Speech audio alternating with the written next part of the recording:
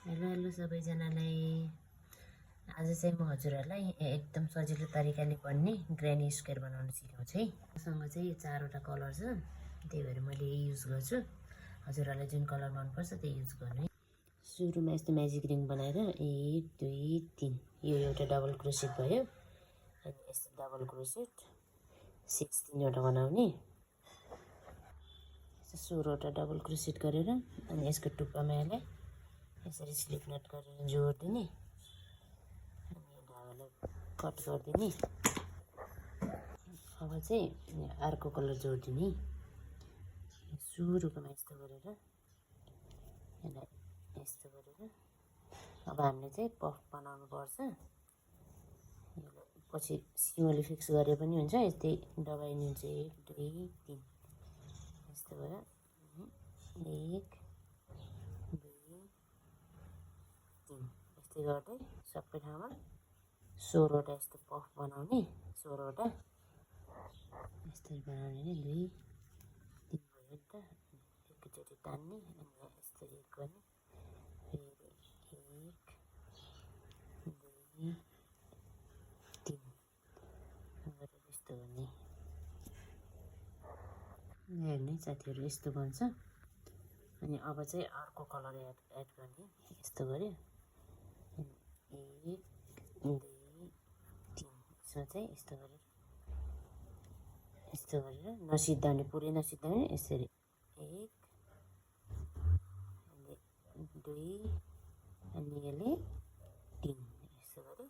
अनि 1 2 3 4वटा आउँछ अनि 4वटालाई एकैचोटि यस्तो गरेर एकैचोटि गर्ने अनि 1 2 तान्ने, फेरि 2 चाहिँ तानेर यतापट्टि यस्तो गर्दा 1 2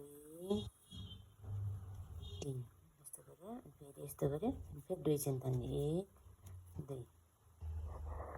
अब चाहिँ यो लास्ट पार्ट बनाउने। यसमा धागो एड गरेर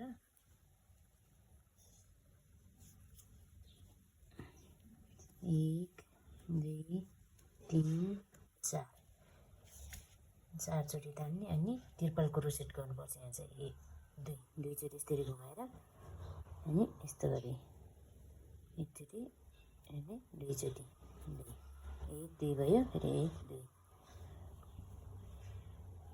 1 2 3 यो भयो। अनि यतापट्टि यसको यतापट्टि डबल क्रोसेट गर्ने 3वटा 1 2 3 यो डबल क्रोसेट भयो। अब डबल क्रोसेटको छेउमा हाफ डबल क्रोसेट यस्तो गरेर एकैचोटि यसरी तान्ने 3वटा 1 2 3 3वटा हुन्छ। फेरि यता डबल क्रोसेट 3वटा 1 2 3 3वटा भयो। अनि यसको छेउमा फेरि ट्रिपल क्रोसेट यस्तो गरेर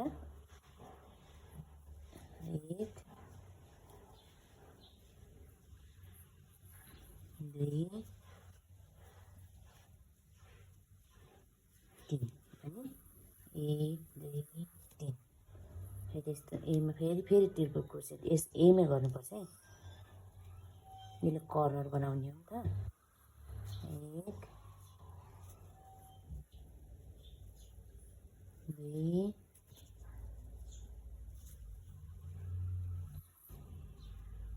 3 यस्तो हुन्छ ट्रिपल क्रोसेट। अनि यसमा फेरि डबल क्रोसेट, हाफ डबल क्रोसेट, डबल क्रोसेट, फेरि ट्रिपल क्रोसेट यस्तो गरेर अनि लास्टमा यस्तो हुन्छ अरे अनि लास्टमा यहाँ गएर जोड्ने।